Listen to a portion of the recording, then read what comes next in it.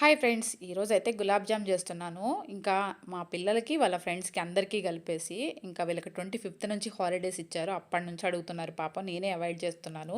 Sugar వల్ల మళ్ళీ జలుబు చేసి, బాడీ హీట్ అవుతది. అసలే సమ్మర్ కదా అని చెప్పేసి.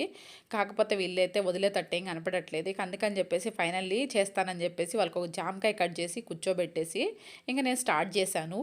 ఇంకా గులాబ్ జామ్ చేసేటప్పుడు చాలా సింపుల్‌గా ఏంటంటే, పిండి కొంచెం కలిపేటప్పుడు జాగ్రత్తగా చూసుకోవాలి. చపాతీ పిండిలాగా కలపాలి. మళ్ళీ లూజ్ కాదు, మరీ గట్టిగా కాదు. తర్వాత వచ్చేసి చేసేటప్పుడు అరచేతిలో పెట్టుకొని ఇదిగో ఇలా లడ్డూలు చేసుకోవాలి.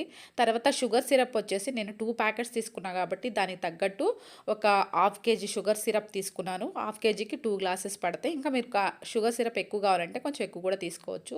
తర్వాత ఇవన్నీ ఇట్లా ఉండలు చేసుకొని ఆయిల్‌లో హై ఫ్లేమ్ పెట్టాలి ఫస్టు. పెట్టిన తర్వాత ఆయిల్ వేడైన తర్వాత మామూలు మీడియంలో పెట్టేసుకొని ఫ్రై చేసుకోవాలి. లేదంటే ఇవి మొత్తం పగిలిపోతాయి అన్నమాట. ఇక ఫైనల్లీ వచ్చేసి సిరప్ రెడీ అయింది.